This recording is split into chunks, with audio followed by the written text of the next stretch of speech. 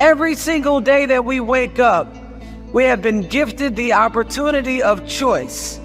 You can choose to be happy or you can choose to be sad.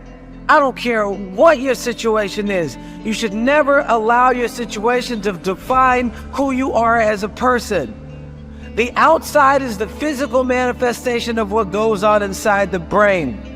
Things do not just happen. No one just rear-ends your car. You don't just become broke. Broke is a mindset. Things don't just happen. Your pocketbook is not just below balance or on zero. You're not just overweight, just by chance you're just overweight. Things don't just happen. Your words can trip you. What you say can cause you to stumble. It can keep you from your potential. You're not snared by what you think. Negative thoughts come to us all. When you speak them out, you give them life. That's when they become a reality. When you say, I'll never get back in shape, it becomes more difficult. You just made it harder. When you say, I never get any good breaks, that stops the favor that was ordained for you. If you say, I'm not that talented, I don't have a good personality, that is setting the limits for your life. That is calling in mediocrity. So the recognition that negative thinking and unhappy states actually do nothing to change anything. If anything, they make it worse. So if there's enough awareness and you can suddenly look at that, and then you can ask yourself from the deeper perspective of awareness, do I want to continue to think these thoughts? Is that helpful, or good? Do I really want that?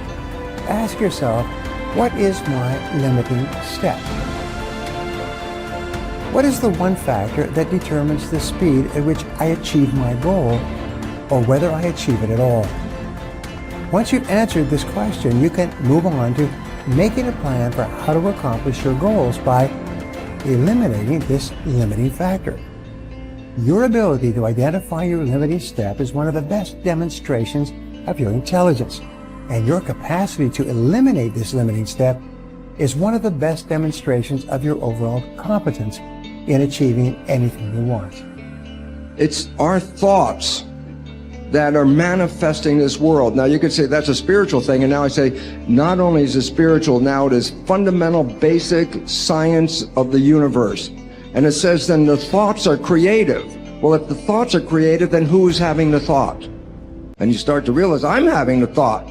Well, then the truth is simple. As Richard Conn Henry said, you are creating this world with your mental activity and your spirituality combined.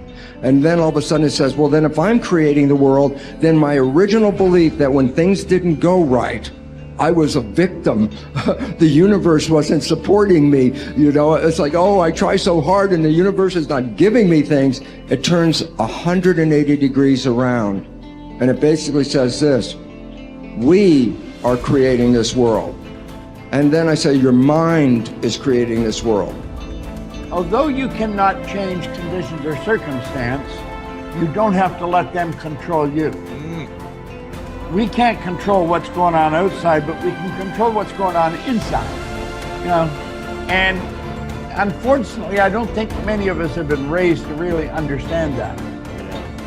And it's a lack of understanding that's causing all our problems.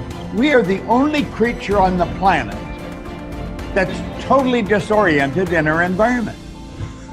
All the little squirrels, the birds, all the animals are completely at home in their environment. They blend in. You and I are totally disoriented in our environment. We've been given the mental faculties to create our own environment. However, we go right through school and we've never learned that. We have higher faculties, and the average person has no knowledge of how to operate with them, how to develop them. We have perception, the will, reason, imagination, memory, and intuition. Now, those mental faculties, they're not just words, they're actually mental faculties that we can use to take control over our world and to create the environment that we want. But unfortunately, we grow up, we don't know that. We've been raised to live through by what we see, hear, smell, taste, and touch. Our physical senses. And we've been raised to be controlled by what's going on outside. As little kids, will you listen to what I'm telling you? Will you look at this? And so it's all outside. We get our report card, and that tells us what kind of student we are. But it really tells us where our mind was at for a few minutes 3 weeks ago. Got nothing to do with who we are. So I think we're raised in ignorance, actually. There's a very small percentage of the population that have a reasonably clear understanding of who they are and what they're capable of doing, but the ones that do are in the minority. People think that the purpose of memory is to remember the past, and that's not the purpose of memory. The purpose of memory is to extract out from the past lessons to structure the future, and that's the purpose of personal memory. And so you're done with a memory when you've extracted out the information that you can use to guide yourself properly in the future. So if you have a traumatic memory, for example, that's really obsessing you, if you analyze that memory to the point where you figured out how you put yourself at risk and you can determine how you might avoid that in the future, then the emotion associated with that goes away. So memory has a very pragmatic function. And cultural memory is the same thing, is that we need to extract out stories from our past that structure our future. And we need that because, well, first of all, if you don't have a purpose, let's say, it isn't that your life becomes neutral in a meaningless sense. It's that your life becomes characterized by unbearable suffering, because the baseline condition of life is something like unbearable suffering. And what you have to set against that is a noble and worthwhile purpose. And hopefully your determination of that purpose is buttressed to some degree by the wisdom of the past, because you can't conjure something like that up on your own.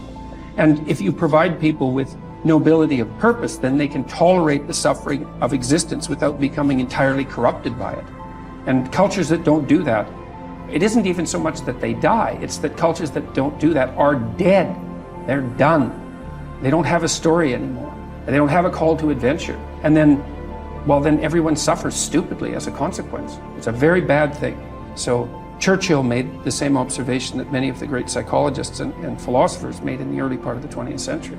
It's like, bring the story forward and propagate it and make it the most noble possible story.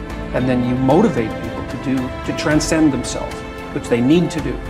So yes, he's exactly right in his diagnosis. In order for us to become abundant, we have to overcome the old personality. And that's 95% of who we are, right? Yes. So then, the side effect of the beginning of this process is a lot of discomfort. It is a lot of discomfort because you're stepping outside the known into the unknown, and now you can't predict. It's scary. No, it's you'd rather hold on to your lack. The pain, the and suffering. Rather tell the story of that. At least it makes you feel something that's familiar. Mm-hmm. When you step outside and you're saying, I'm not going to complain about money any longer. I'm not going to complain about I don't have any. I'm not going to judge other people who do. I'm not going to say I can. I'm not worthy. It's never going to work. All those things got to go.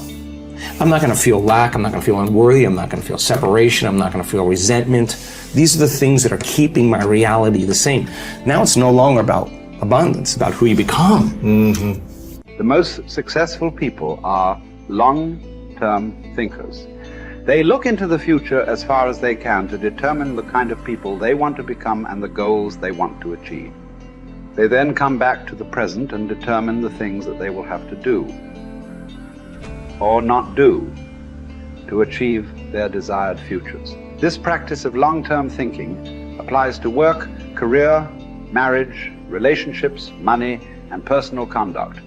Successful people make sure that everything they do in the short term is consistent with where they want to end up in the long term. They practice self-discipline at all times.